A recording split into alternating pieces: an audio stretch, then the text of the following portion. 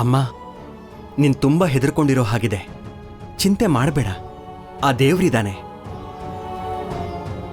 ಹೌದಮ್ಮ, ಈ ಔಷಧಿ ತುಂಬ ಚೆನ್ನಾಗಿ ಕೆಲಸ ಮಾಡುತ್ತೆ ಅಂತ ನಮ್ಮ ಮನೆಗೆ ಬಂದಿದ್ದ ಪಂಡಿತರು ಹೇಳಿದ್ರು. ಅದು ಖಂಡಿತ ನಿಜ ಆಗತ್ತೆ. ಅಮ್ಮ, ವೈದ್ಯಶಾಸ್ತ್ರದಲ್ಲೂ ಈ ಔಷಧಿನೇ ಹೇಳಿರೋದು. ಅದು ಹಾಗಲ್ಲ ಮಗ್ನೆ. ಗುರುಗಳು ನಿನ್ನ ಮೇಲೆ ತುಂಬ ವಿಶ್ವಾಸ ಇಟ್ಟಿದ್ದಾರೆ. ಈ ವಿದ್ಯಾಪೀಠನ ಅಭಿವೃದ್ಧಿಗೊಳಿಸೋಕೆ ನಿನ್ನಿಂದ ಮಾತ್ರ ಸಾಧ್ಯ ಅಂತ ನಿನಗೆ ಈ ಜವಾಬ್ದಾರಿ ಕೊಟ್ಟಿದ್ದಾರೆ. ಈ ಔಷಧಿ ಕೆಲಸ ಮಾಡದೆ ಹೋದರೆ ಅಜ್ಜಿಗೆ ಏನಾದರೂ ಆದರೆ ಈ ಊರಲ್ಲೇ ನಿಂಗೆ ಕೆಟ್ಟ ಹೆಸರು ಬರುತ್ತೆ. ಅದರಿಂದ ನಿನ್ನ ಕೆಲಸಕ್ಕೂ ತೊಂದರೆ. ಈ ವಿಷಯ ಗುರುಗಳಿಗೆ ಗೊತ್ತಾದರೆ ಅವರು ತುಂಬ ಬೇಸರ ಮಾಡ್ಕೋತಾರೆ. ಇದೇ ನಂಗೆ ತುಂಬ ಆತಂಕ ಆಗ್ತಿರೋದು. ಅಮ್ಮ, ನನ್ನ ಶ್ರದ್ಧೆಯ ಹಿಂದೆ ಗುರುಗಳ ಆಶೀರ್ವಾದ ಇದ್ದೇ ಇರುತ್ತೆ. ಚಿಂತೆ ಮಾಡಬೇಡ ಅಮ್ಮ. ಆದರೆ ಔಷಧಿ ಕೊಟ್ಟ ಮೇಲೂ ಅಜ್ಜಿಗೆ ಜ್ವರ ಏರ್ತಾನೆ ಇದೆಯಲ್ಲಪ್ಪ. ಅಮ್ಮ, ಔಷಧಿ ಕೊಟ್ಟ ಮೇಲೆ ಜ್ವರ ಏರ್ತಿದೆ ಅಂದರೆ ಔಷಧಿ ಕೆಲಸ ಮಾಡ್ತಿದೆ ಅಂತ ಅರ್ಥ. ತಾಳ್ಮೆಯಿಂದ ಇರಿ, ಎಲ್ಲ ಸರಿ ಹೋಗುತ್ತೆ. ಹೌದಮ್ಮ, ಈ ರಾತ್ರಿ ನಾವು ಅಜ್ಜಿನ ಎಚ್ಚರಿಕೆಯಿಂದ ನೋಡ್ಕೋಬೇಕು. ಕುಡಿಯೋಕೆ ಗಂಜಿ ಆಗ್ಲಿ ನೀರಾಗ್ಲಿ ಕೊಡಬಾರ್ದು. ಈ ಔಷಧಿ ಕೆಲಸ ಮಾಡಿದ್ರೆ ಈ ಊರಿಗೆ ಬಂದಿರೋ ಪೀಡೆ ತೊಲಗಿದ ಹಾಗೆ. ಕರ್ತವ್ಯ ನಮ್ಮದು, ಫಲ ಅವಂದು. ಸರಸ್ವತಿ, ನಾನು ಧ್ಯಾನ ಕೂರ್ತೀನಿ.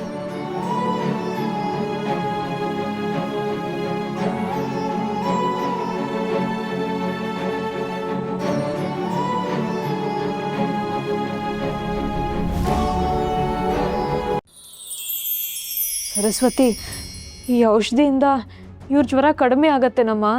ಖಂಡಿತ ಕೆಲಸ ಮಾಡುತ್ತೆ ಅಮ್ಮ. ನಮ್ಮ ಕಡೆ ಈ ಥರ ಜ್ವರಕ್ಕೆ ಇದೇ ಔಷಧಿ ಕೊಡೋದು. ಚಿಂತೆ ಬೇಡ ಅಮ್ಮ. ಗುರುಗಳು ಹೇಳ್ಕೊಟ್ಟಿರೋ ವೈದ್ಯಶಾಸ್ತ್ರ ಯಾವತ್ತೂ ಸುಳ್ಳಾಗಲ್ಲ. ನನಗ್ಯಾಕೋ ತುಂಬ ಭಯ ಆಗ್ತಿದೆಯಪ್ಪ. ಅಮ್ಮ, ಈ ಜ್ವರ ಊರಲ್ಲೆಲ್ರಿಗೂ ಹರಡ್ತಾ ಇದೆ.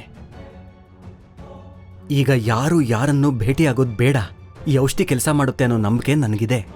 ಶ್ರೀಹರಿ ಕೃಪೆಯಿಂದ ಅಜ್ಜಿ ಚೇತರಿಸ್ಕೊಂಡ್ರೆ ಈ ಔಷಧಿ ಹಳ್ಳಿ ಜನರಿಗೆ ಸಂಜೀವಿನಿ ಸಿಕ್ಕದ ಹಾಗಾಗುತ್ತೆ.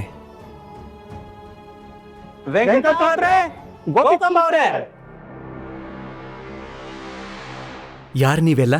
ಇವರು ನಮ್ಮಜ್ಜಿಗೆ ಏನಾಯ್ತು? ನಿಲ್ಲಿ, ಹತ್ರ ಹೋಗ್ಬೇಡಿ. ಈ ಜ್ವರ ಅಂಟು ರೋಗ, ನಿಮಗ್ ತೊಂದರೆ ಆಗೋದು ಬೇಡ. ಅಲ್ಲ ವೆಂಕಟನಾಥರೇ, ನಮ್ಮ ಅಜ್ಜಿನ ಕರ್ಕೊಂಡ್ಬಂದು ನಿಮ್ಮನೇಲಿ ಇರಿಸ್ಕೊಂಡಿದ್ದೀರಾ. ನಮಗೆ ಒಂದು ಮಾತು ತಿಳಿಸೋದು ಬೇಡವಾ? ನಮ್ಮ ಅಜ್ಜಿಗೆ ಏನು ಮಾಡ್ಬೇಕು ಅನ್ಕೊಂಡಿದ್ದೀರಾ?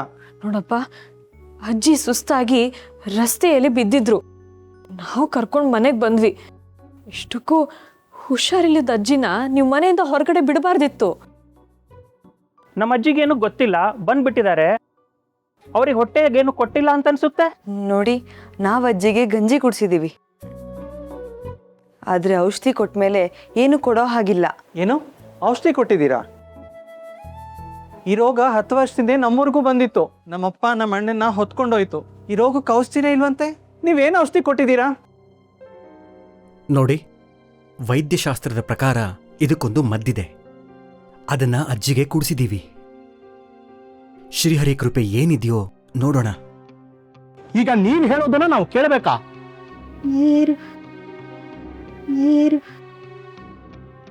ನೋಡಿ, ನಮ್ಮ ಅಜ್ಜಿ ನೀರು ಅಂತಿದ್ದಾರೆ. ನೀವು ನೀರು ಕೊಡದೆ ಅವನ್ ಸತಾಯಿಸ್ತಾ ಇದ್ದೀರಾ. ದಯವಿಟ್ಟು ನಮ್ಮ ಮಾತು ಕೇಳಿ. ನಾವು ಕೊಟ್ಟಿರೋ ಔಷಧಿ ಖಂಡಿತ ಕೆಲಸ ಮಾಡುತ್ತೆ. ಆದ್ರೆ ಈಗ ನೀರು ಕುಡಿಸೋದು ಬೇಡ. ನಿಮ್ ಮಾತು ಕೇಳ್ತಾ ನಿಂತ್ರೆ ಅಜ್ಜಿ ನೀರು ಅಂತ ಪ್ರಾಣ ಬಿಡುತ್ತೆ. ಆ ಪಾಪ ನಮಗ್ ಸುತ್ಕೊಳ್ಳುತ್ತೆ. ಇಲ್ಲ, ಅಜ್ಜಿಗೆ ನೀವೀಗ ನೀರು ಕೊಡಕೂಡ್ದು. ಇಲ್ಲ, ನಾವು ನಿಮ್ಮ ಮಾತು ಕೇಳಲ್ಲ. ನಾನೇ ನೀರು ಕುಡಿಸ್ತೀನಿ. ಒಂದ್ ಹೆಜ್ಜೆ ಮುಂದೆ ಇಟ್ರೆ ಶ್ರೀಹರಿ ಮೇಲೆ ಆಣೆ.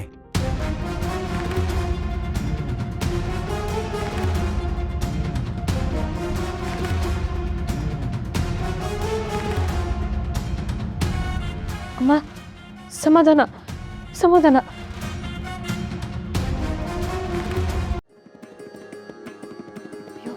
ನೀವ್ಯಾಕೆದ್ರಿ? ವಿಶ್ರಾಂತಿ ತಗೊಳ್ಳಿ.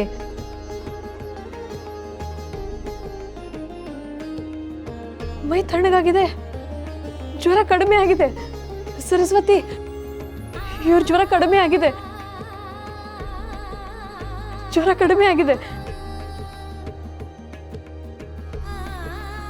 ಶ್ರೀಹರಿ, ಅಮ್ಮ, ನಿಮ್ಗಿನ್ನೇನೂ ಭಯ ಇಲ್ಲ. ನಿಮಗೆ ತಗಲಿದ ಜ್ವರ ಹೋಯ್ತು. ನೋಡಿ, ನಿಮ್ಮ ಅಜ್ಜಿಗೆ ಇನ್ಯಾವ ಭಯವೂ ಇಲ್ಲ, ಜ್ವರ ಹೋಯ್ತು. ನನ್ನ ಪ್ರಾಣ ಕಾಪಾಡಿದ ಪುಣ್ಯಾತ್ಮರು ನೀವು.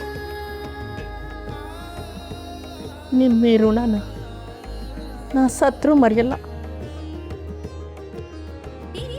ಶ್ರೀಹರಿ ದಯೆಯಿಂದ ಈ ಔಷಧಿ ಕೆಲಸ ಮಾಡ್ತು.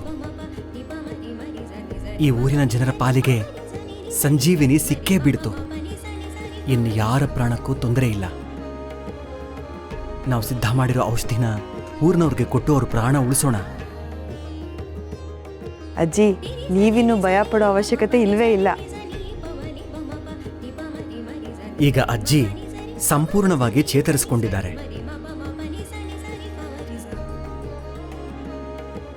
पूज्याय राघवेन्द्राय सत्यधर्मरताय च भजतां कल्पवृक्षाय. ಆಚಾರ್ಯರೇ, ಮದ್ದು ತುಂಬ ಚೆನ್ನಾಗಿ ಕೆಲಸ ಮಾಡ್ತಾ ಇದೆ.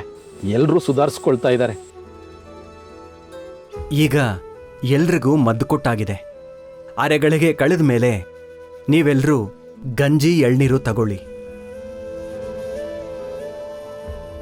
ಇನ್ನೇನು ತೊಂದರೆ ಇಲ್ಲ. ಆಚಾರ್ಯರೇ, ನೀವಿಲ್ಲ ಅಂದಿದ್ರೆ ಇಷ್ಟೊತ್ತಿಗೆ ನಮ್ಮೂರು ಸ್ಮಶಾನ ಆಗೋಗ್ತಿತ್ತು. ದೇವ್ರ ಥರ ಬಂದು ನಮ್ಮನ್ನೆಲ್ಲ ಕಾಪಾಡ್ಬಿಟ್ರಿ. ಕಾಪಾಡಿದ್ದು ನಾವಲ್ಲ, ಆ ಭವರೋಗ ವೈದ್ಯ, ಜಗನ್ನಾಟಕ ಸೂತ್ರಧಾರಿ ಆ ಶ್ರೀಹರಿ. ಆ ಭಗವಂತ ನಿಮ್ಮ ಸೇವೆ ಮಾಡೋ ಭಾಗ್ಯ ಕೊಟ್ಟಿದ್ದು ನಮ್ಮ ಪುಣ್ಯ. ನಾನು ಕಲಿತ ವಿದ್ಯೆಯಿಂದ ಇಷ್ಟು ಜನರ ಜೀವ ಉಳಿದಿದೆ ಅಂದರೆ ನನ್ನ ಜನ್ಮ ಸಾರ್ಥಕವಾಯಿತು. ಎಂಥ ದೊಡ್ಡ ಮನಸ್ಸು ತಾಯೇ ನಿಮ್ಮದು. ಜಾತಿ, ಕುಲ, ಮಡಿ, ಮೈಲ್ಗೆ ಒಂದನ್ನು ನೋಡದೆ ಎಲ್ಲರನ್ನೂ ಸಮಾನವಾಗಿ ಉಪಚಾರ ಮಾಡಿದ್ರಿ. ನಿಮ್ಮ ಈ ಉಪಕಾರನ ನಮ್ಮೂರು ಯಾವತ್ತೂ ಮರೆಯಲ್ಲ.